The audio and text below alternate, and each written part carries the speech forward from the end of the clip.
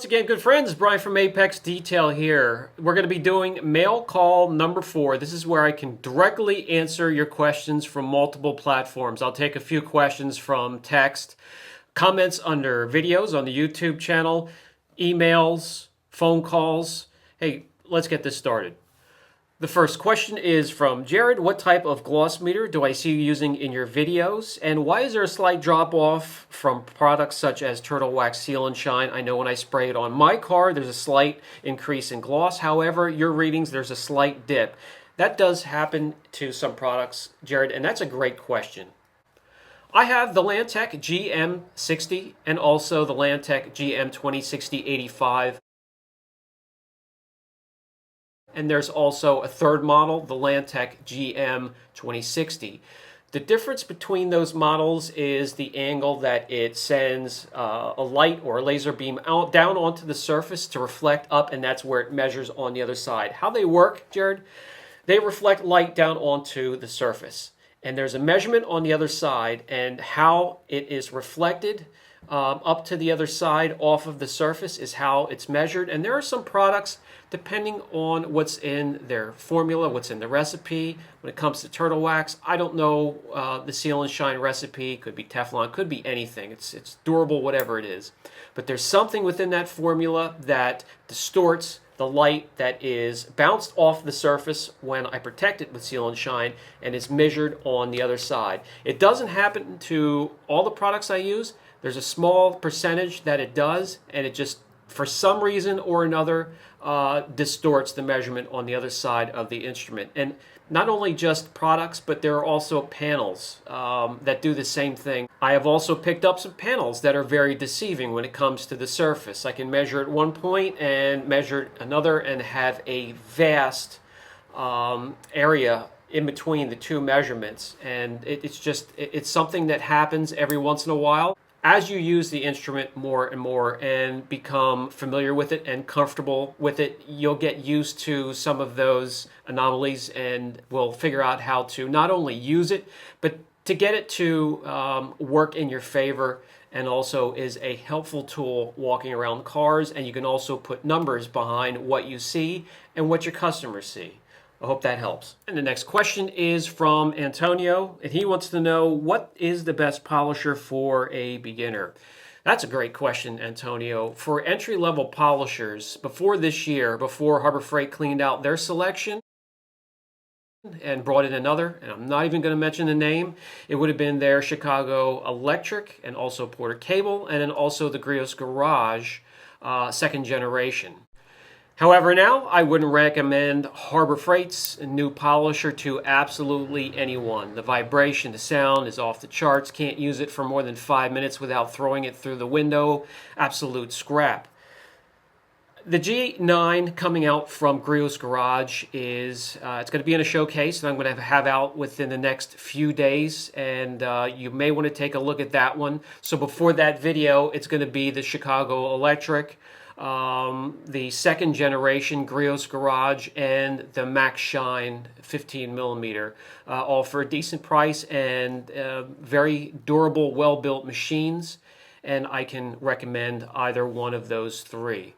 So stay tuned for the G9 polisher review. I'll get it out as soon as I can. We're going to tear it down. We're going to take a look at it inside and out and how it performs, how it sounds, vibration, all of that. The next question will go to Clark, and he wants to know, what can I use as a topper for my ceramic coating, a wax, or a quick detailer? And I think most of you already know the answer that I'm going to give here, and that is that I do not like to stack anything on top of a professional ceramic coating, unless it's within the family and it's also a topper. Toppers are used to fight hard water spots, and they also, years down the road, will help fill in weak spots on the coating as it ages, and helps to lengthen the durability of the coating itself. If you put a wax or a quick detailer on top of a ceramic coating, you're then going to hide the characteristic of the coating, which are incredible when it comes to hydrophobic properties and gloss and the overall depth and look. You're going to hide that and mask that characteristic, and the characteristic of the wax or the quick detailer that you put on top of it will then take over. So it will be a step backwards. I stay away from that. If there's something you want to put on top of a ceramic coating that is not a dedicated topper within that family, here are a few that I recommend. Liquid X Shock, IGL Premier, Jade A68 Reboot, Technician's Choice, and also Cupion 2.0 or 3.0, and yes, I still use both of those. The next question goes to Duke, and he's looking at either a hot water extractor or a steamer, and he wants to know which one I would recommend for him to purchase and why. I had a hot water extractor. It was a Cobra H, and that was a few years ago, and I got rid of it. It was holding up fine mechanically. I just do not like the oversaturation that a hot water extractor or any extractor for that matter gives to the upholstery that I'm cleaning, either a mat or a rug or cloth seats. And a lot of the times, if you're giving the car back the same day, you're throwing that car mat in there on top of a rug, and you have cleaned those both or treated those with an extractor. They're going to be way oversaturated without a lot of time to dry. And you know the customer probably will not heed your advice and air out the car to get rid of that moisture. Hence, you'll have the problem with mold and mildew. So we have a few different steamers. You see the steamer that we use in our videos, the Chief Steamer, the 125, and we also have a couple different McCullochs that are still going from years ago. And we have a couple junkers that we picked up from Harbor Freight, the Central Garage or Central Pneumatic, whatever they are, they're Central Junk because they're in the center of a dumpster right now. What I would recommend between those two units, an extractor and a steamer, is hands down a steamer. You can get a lot of work done with it. It will melt a lot of crap like melted in crayons and candy, and it'll be able to clean a lot of areas in cars that you can't reach, corners, little nooks and crannies. And it's very effective at spot cleaning as well. If you don't hold the thing so close that it damages the material within the upholstery you're trying to clean, you can actually even use it to help clean headliner.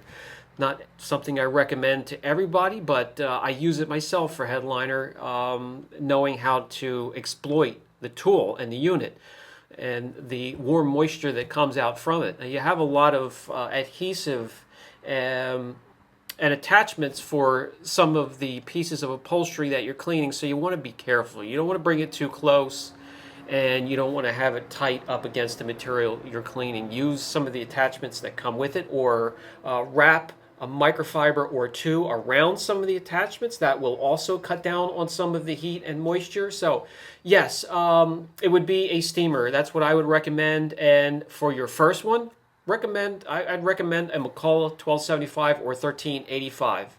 The 1385 is the popular unit to start off with, and then you can graduate from there. The next question will come from Tim. I see you showcase a lot of products from smaller companies. Do you enjoy them over some of the more popular products from larger companies? And I really do, and I'll tell you why. I brought two products in here for an example.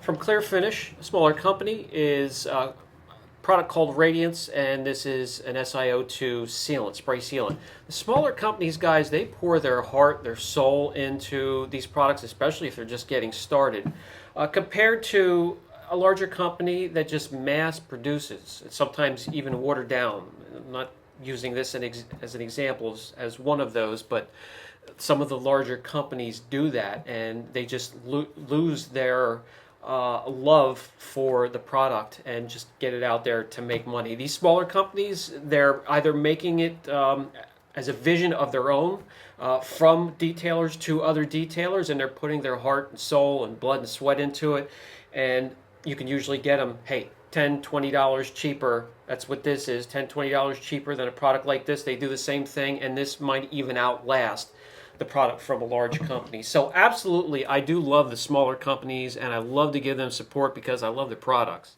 Okay, the next question is from Brian. Love the name.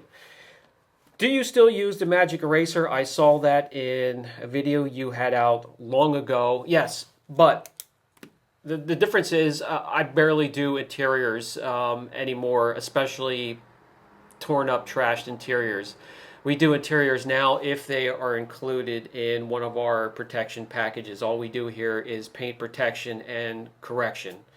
So what I do is I have about 3 or 4 old magic erasers that are used, but we clean them when we're done, and we keep them soaking in a bucket of just plain old water.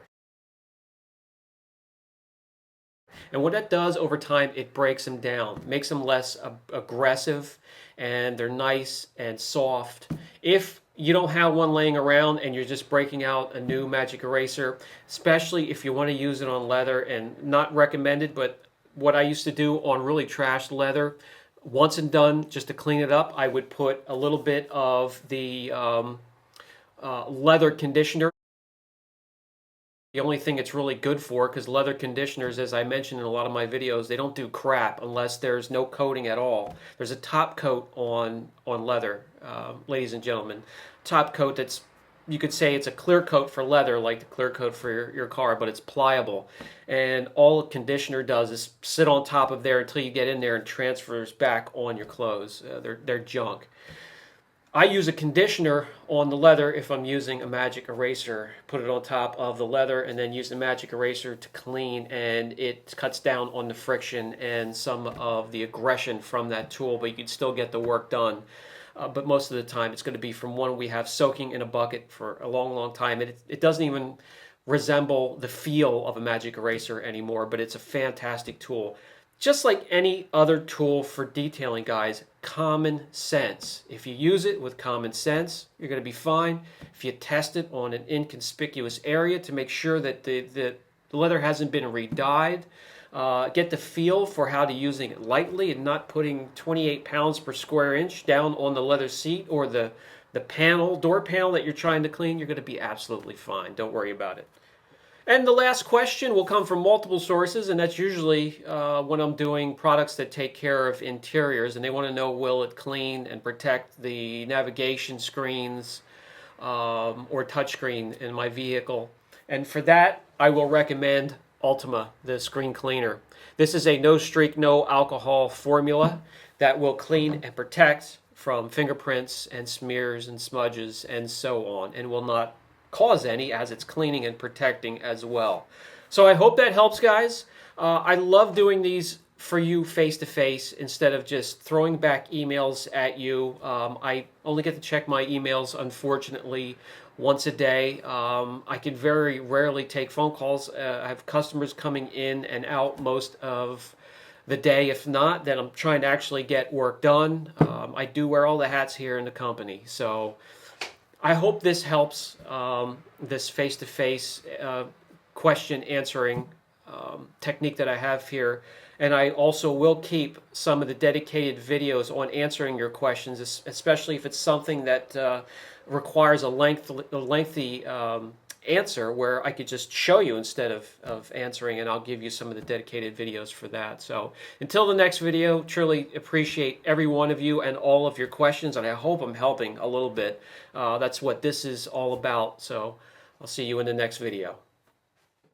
If you are enjoying the content from the channel and find it helpful, like, subscribe, share, hit that notification bell. That'll let you know when we have fresh content available from the channel for your viewing pleasure.